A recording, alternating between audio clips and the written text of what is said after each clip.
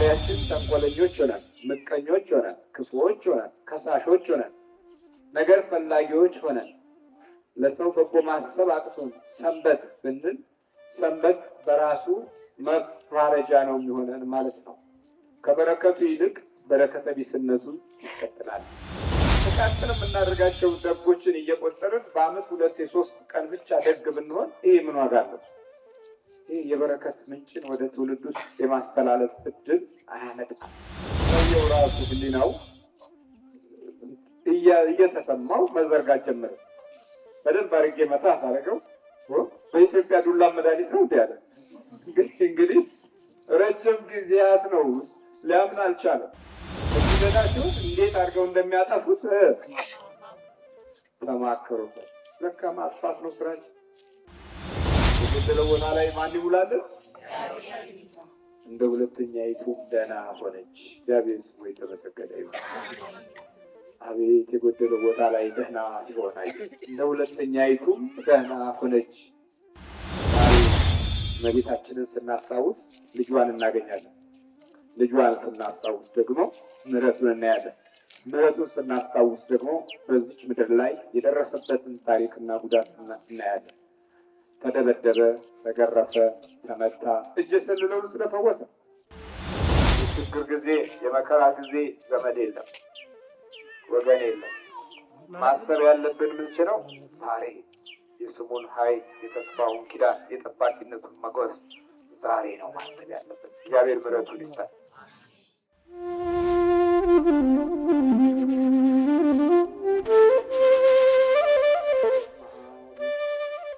ወወልድ ወመንፈስ ቅዱስ አሐዱ አምላክ አሜን።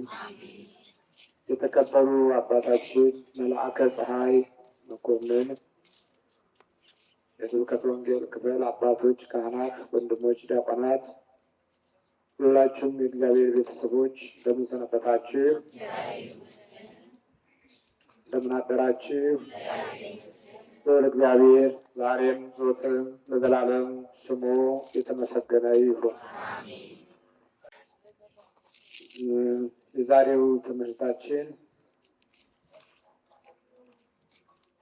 የማቴዎስ ወንጌል ምዕራፍ 12 ቁጥር 9 ላይ ካለው ቃል እንሰማለን።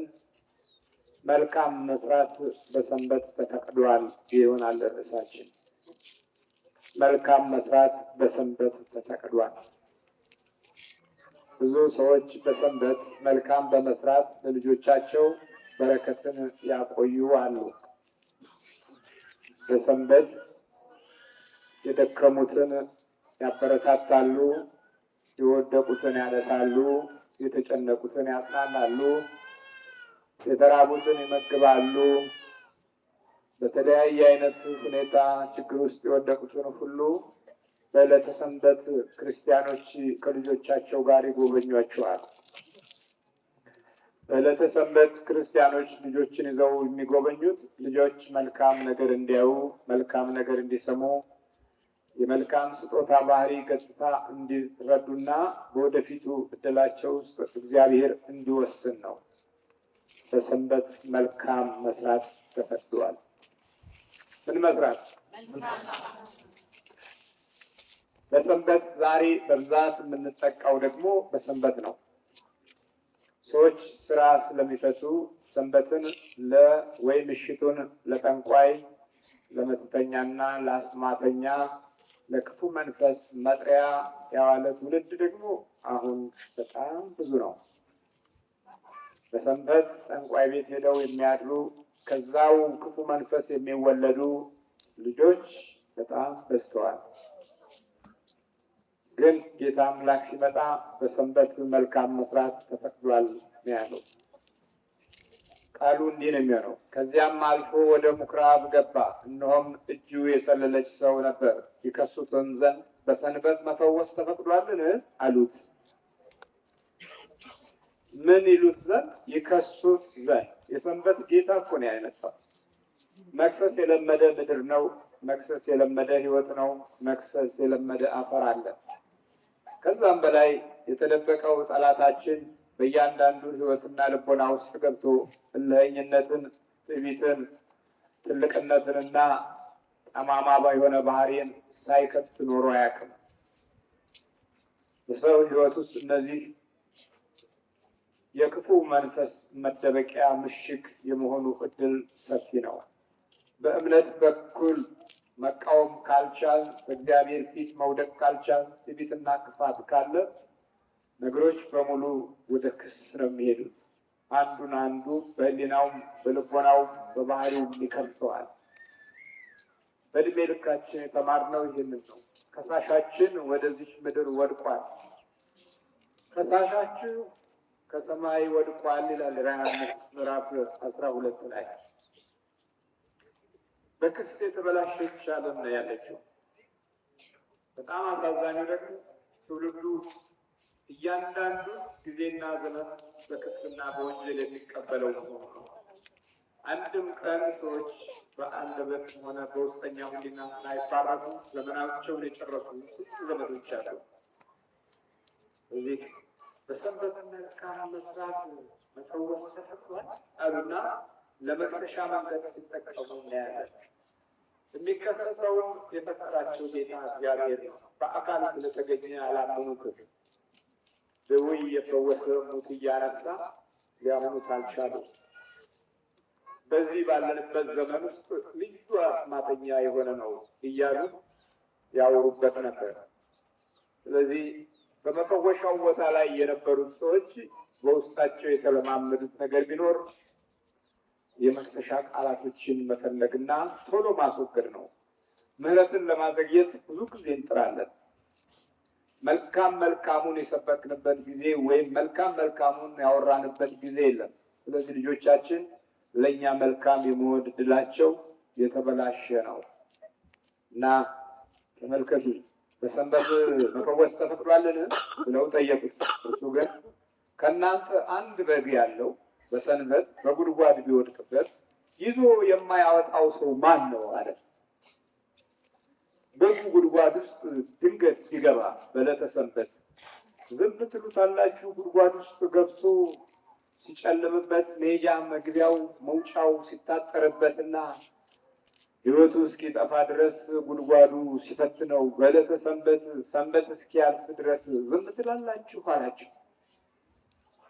ጉድጓድ በገባ በግ ውስጥ መሰለና ተናገረ። ሰውም ልክ እንደዚህ ነበረ ማለት ነው። በአዲስ ኪዳን ጅማሬ ላይ ሰዎች ወደፊት የሚሄዱበት ራዕይ አልነበራቸውም። ጉድጓድ ነበረ፣ መሰናክል የበዛበት ነበር፣ ጥልቅ የሆነ ሕይወት ነበር። ብዙዎቹ በመንፈስ ሕይወታቸው ተማርኮና ታስሮ ነበር። በጠላት እጅ ውስጥ የሚሰቃዩት ጥቂት አልነበሩም። ስለዚህ ጉድጓድ ውስጥ በገባ በግ ምሳሌ መሰለላቸው። ከእናንተ አንዱ በጉ ጉድጓድ ቢገባ እንዴት ዝም ሊለው ይችላል አለ። ከዛ በኋላ እንግዲህ ሰው ከበግ ይልቅ እንደምን አይበልጥም አለ። የፈጠረን ሰው አይደለም? አብልጦ ያየን አምላክ እግዚአብሔር ስሙ የተመሰገነ ይሁን። አብልጦ አየ። እንዴት ከበግ አይበልጥም? እንዴት ከበግ ሊያንስ ይችላል? እንዴት ሰው አይበልጥም ማለት የክብር ስም ነው። ቦታ ሰጠው። ለተጨነቀው ለተቸገረው እግዚአብሔር ቦታ ሰጠው። እነዛ ቦታ መስጠት እምቢ ያሉ ሰዎች ግን መክሰሻ ቦታ ነው የሚፈልጉት። የምሕረት ነገር የቸርነት ነገር ላይ ቦታ ሰጠን አናውቅም። ብዙ ጊዜ ቦታ ሰጠን አናውቅም። የምክር ጊዜ የጸሎት ጊዜ ቦታ ሰጠን አናውቅም። ከሕይወታችን ያሉ እንቅፋቶች እንደቀጠሉ ይኖራሉ ማለት ነው። እሱ ግን ይኸውልህ ቦታ ሰጠን። ልክ ጉድጓድ ውስጥ እንደገባ በግ አድርጎ ቦታ ሰጠው። እንግዲህ ሰው ከበግ ይልቅ እንደምን አይበልጥም? ስለዚህ በሰንበት መልካም መስራት ተፈቅዷል። ምን መስራት? ልጆቻችሁም በሰንበት ሳንቲም ይዛችሁ አምጥታችሁ ሙዳየ ምጽዋት ላይ ጣል። ያ ደግሞ የራበው ሰው ነው እና ይሄኛው ስጠው። ተጠረቃቅሞ አንድ ዳቦ ይገዛለታል በሉና ንገሩ፣ ተናገሩ። ነገ ሲጋራ የሚገዛ አይሆንም። ነገ ጫት የሚገዛ አይሆንም። ነገ አሽሽ የሚስብ አይሆንም። ነገ ከሌቦችና እጅግ በጣም ክፉ ከሆኑ ባህሪያቶች ካላቸው ጋር አይውልም። በዕለተ ሰንበት ሌላው በረከት አለ። በየአቅጣጫው የሚቀደሰው የመንፈስ ቅዱስ ኃይል እና የበረከት ተስፋዎች በጎ ወደሚያደርጉት ሰዎች ይመጣል። ሌላው በሰንበት በመልካም ነገር መቀደስ ነው። በእግዚአብሔር አምላክ ቤት ደጅ መቀደስ ነው። በሰንበት ሪፖርት ወደ እግዚአብሔር የምናቀርብበት ነው። ስለተሰንበትን ለሰማይ አምላክ የምንናገርበት ነው። አቤቱ ጌታ ሆይ ምሕረትን ስጠን ኃጢአተኞችና በደለኞች ነን ብለን ከሰኞ እስከ ቅዳሜ ድረስ ያሉትን በደሎች ለልዑል እግዚአብሔር ይቅርታ የምንጠይቅበት ነው እና ልጆቻችንም ከዚህ ወገን ይህንን በጎ ነገር ከለመዱ እያንዳንዷን ጊዜና ዘመን እግዚአብሔር በሚበራቸውና እድላቸውን በሚከፍትላቸው መንፈስ ይመራሉ። ይህንን አላደረግንምና ዛሬ ሁሉም ቦታ ጨፍግጎታል። ከሰንበት በረከት እና ረድኤት ያሳትፈን አይደለም የሚባለው። ታዲያ ሰንበትን ሰንበት የሚያደርገው ታዲያ እኮ የእኛ ባህሪ ንጹሕ ሲሆን ነው። በራሱ ሰንበት ብቻውን ዓለም ሲያልፍ አብሮ የሚያልፍ ነው። ሰማይና ምድር ያልፋል ቃሌ ግን አያልፍም ያለው። ሰማይና ምድር ካለፈ አብሮ በዚች ምድር ላይ ያልናት ሰንበት ታልፋለች። ሰማያዊት በኢየሩሳሌም ላይ ነው ማረፊያችን። እዛ በኋላ ሰንበት የለም፣ ስራም የለም፣ ምስጋና ብቻ ነው ያለው። እግዚአብሔር አምላክ መንግስት ውስጥ እንደ መላእክት ሰዎች የሚሆኑበት ህይወት ይገለጣል ማለት ነው። እስከዛው ድረስ ሰንበትን ሰንበት የሚያደርገው ታዲያ በባህሪያችን ተንኮለኞች ሆነን፣ ምቀኞች ሆነን፣ ክፉዎች ሆነን፣ ከሳሾች ሆነን፣ ነገር ፈላጊዎች ሆነን ለሰው በጎ ማሰብ አቅቶን ሰንበት ብንል ሰንበት በራሱ መፋረጃ ነው የሚሆነን ማለት ነው። ከበረከቱ ይልቅ በረከተ ቢስነቱ ይቀጥላል። ከሰላሙ ይልቅ የህይወታችን ጦርነት ይቀጥላል። ክፉ መንፈስ በህይወታችን ውስጥ በዕለተ ሰንበት በጣም የተለማመደ ይሆናል ማለት ነው። ዛሬ እንደውም በአብዛኛው ህብረተሰባችን እንደ ክፉ መንፈስ በማለማመድ ደረጃ ቀዳሚ ሆኗል።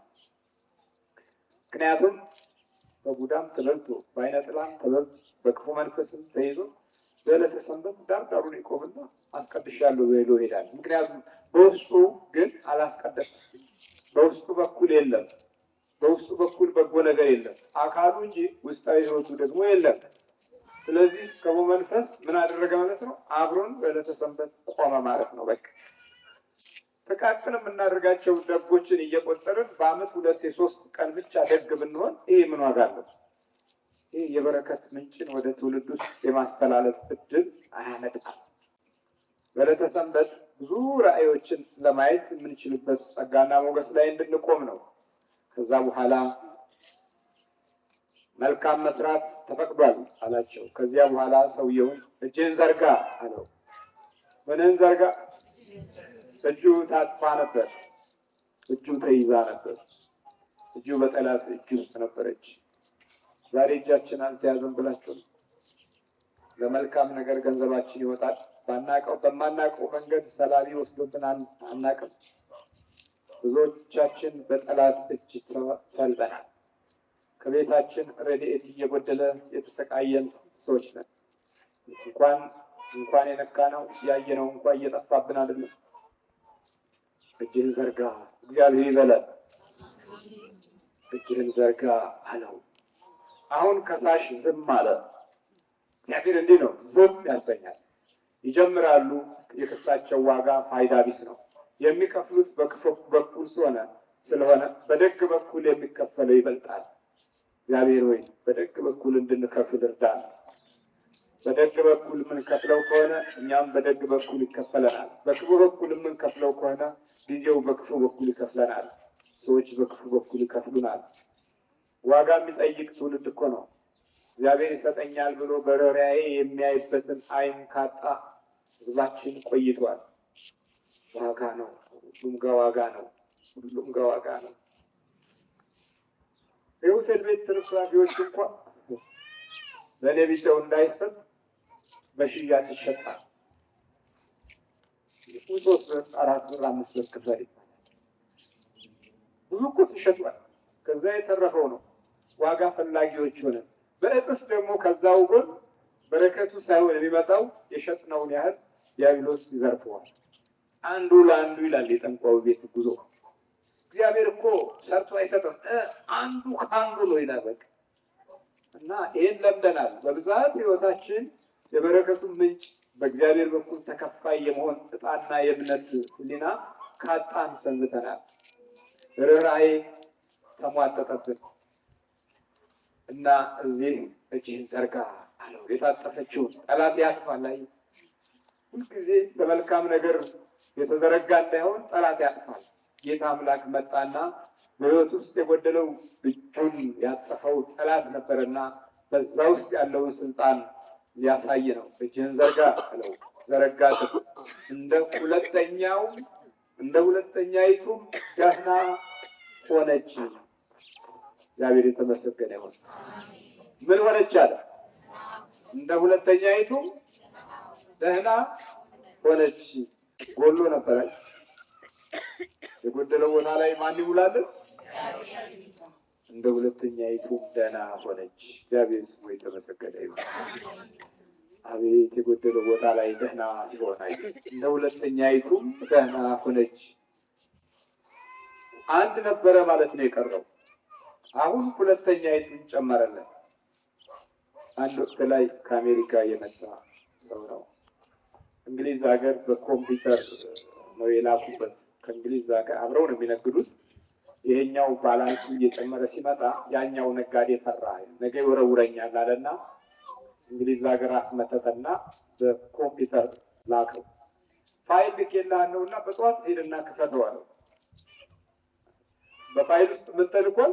ዲያብሎስ ተልኳል። ከዛ በኋላ ልክ ሄዶ ሲከፍተው እጁን ሸመቀቀው። አሜሪካ ውስጥ ነው። እጁ ተሸመቀቀና ታጠፈች። በቃ ደበቀው። በቃ እንደዚህ ከተተው። ከዛ በኋላ አሜሪካ ሕክምና ሲያደርግ ምን ሲል ቆየ። ምንም አልሆነም። የነርቭ ችግር ነው ተባለ። መድኃኒት ወደ ሌላው እጅ እንዳይተላለፍ መከላከያ በጅለት። ከዛ በኋላ ያን መድኃኒት እየዋጠ ቆየ። አንድ ላይ ለሰርግ ወደ ኢትዮጵያ መጣ። ሰበብ ነው እንግዲህ እግዚአብሔር። እኔ ደግሞ በአጋጣሚ እዛ ሰርጉ ላይ ነበርኩኝ። ወንድሜ እንደዚህ ሆኖ ይሄው እጁን ወደዚህም እንዳያልፍ እንዲህ ይደብቀዋል። እንደዚህ ሆኖ 10 ምናምን ዓመት እጁ ታጥፋለች። ከዛ ሰርግ ላይ ነው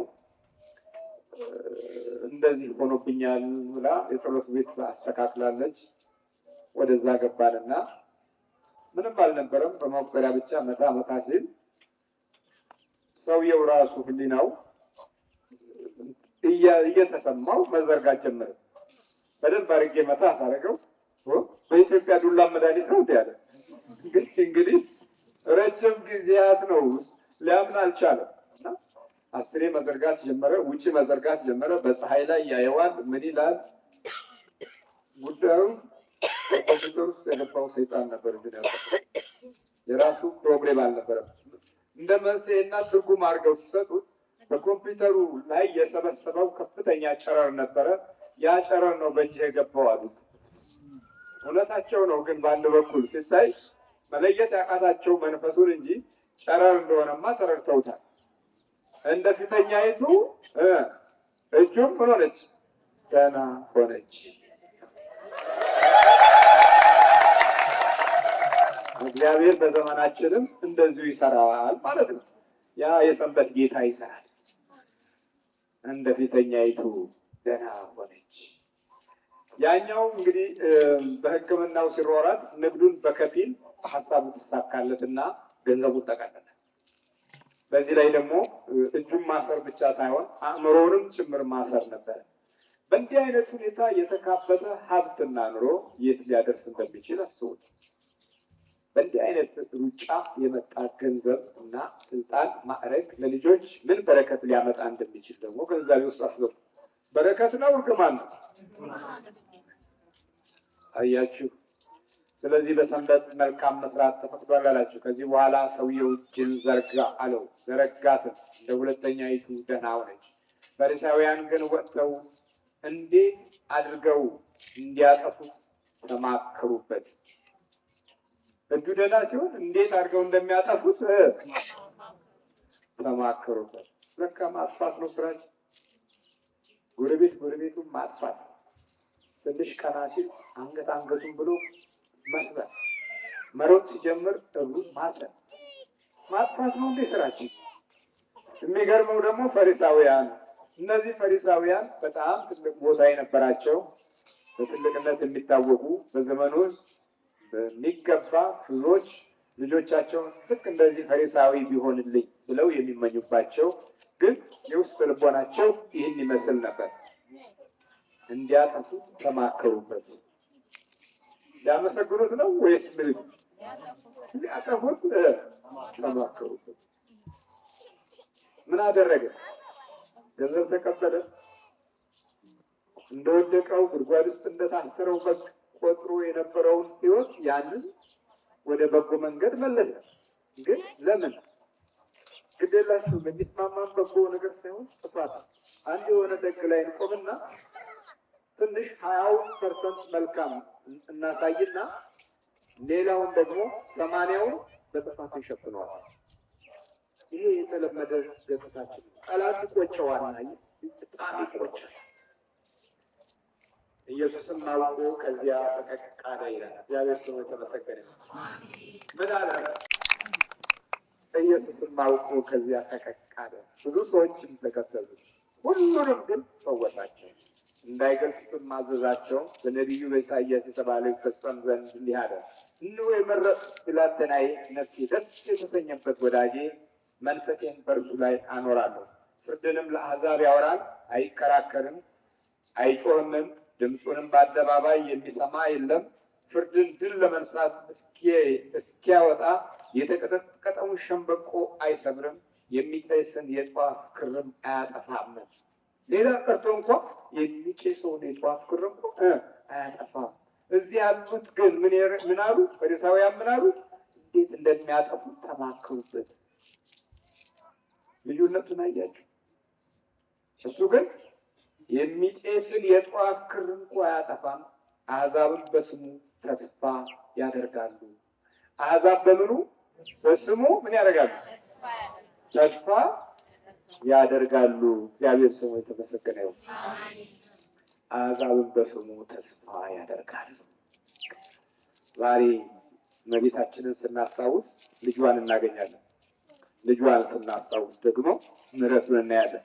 ምሕረቱን ስናስታውስ ደግሞ በዚች ምድር ላይ የደረሰበትን ታሪክና ጉዳት እናያለን። ተደበደበ፣ ተገረፈ፣ ተመታ፣ እጅ ሰልለው ስለፈወሰ የምንከፍለው እንዲህ ከሆነ በእውነት ያው አስቸጋሪ ነው። ገና በክርስትና ሕይወት ውስጥ ባለው ጎዳናችን ላይ ጠላቶቻችን እየሰሩ ነው ማለት ነው። ሊያጠፉት ተማከሩ የሚለው ቀጠለ። በዛው ሲቀጥሉ አንድ ቀን ያዙት፣ በዱላ ያዙት፣ በማሰር ያዙት፣ በመግረፍ ያዙት። በመጨረሻም ምስማር የሚያዘጋጁ ኃይላት አዘጋጁ፣ መስቀሉን አዘጋጁ፣ ይሰቀላል። ህዝቡም አልፎ ተርፎ አብሮ ከነሱ ጋር አበረና ይሰቀላል። እነዚህ ትልልቆቹ ከፈረዱበት እኛ ምን አገባናልና ደግሞ ዘው ዝም አለ። ሐዋርያትም ሽሹ። እኔ ዘወትር ከአንተ አልለይም ያለው ታላቁ ጴጥሮስን አላውቀውም ማለት ነው። እንዴት አታውቀውም ስትለው አንዲት ገረድ አላውቀውም። በፊት ግን እኮ ስትሞት እሞታለሁ፣ ስትታሰር እታሰራለሁ ነበር ያለው። አላውቀውም ማለት ዱላው ሲበዛ አላውቀውም፣ እሳት እየሞቀ በብርድ ላይ አላውቀውም ማለት። ጌታም ዞር አለና አልክድህም ብለኝ አልነበረ? ዶሮ ሳይጮህ 3 ጊዜ ትክደኛለህ። የችግር ጊዜ የመከራ ጊዜ ዘመድ የለም፣ ወገን የለም። ማሰብ ያለብን ምንችለው ዛሬ የስሙን ኃይል፣ የተስፋውን ኪዳን፣ የጠባቂነቱን መጎስ ዛሬ ነው ማሰብ ያለብን። እግዚአብሔር ምሕረቱን ይስጠን። የስሙ ኃይል፣ የስሙ ስራ፣ አሕዛብም በስሙ ይባረካሉ፣ በስሙ ደስ ይላቸዋል። የእመቤታችን የቅድስት ድንግል ማርያም ስም የዘላለም ስም፣ የበረከት ስም፣ የተስፋ ስም፣ ጠላት ከሕይወት ውስጥ የሚወጣበት ስም፣ የጽድቅ ስም፣ የክፉ መንፈስ ፈላጻና ጦርነት የሚሰበርበት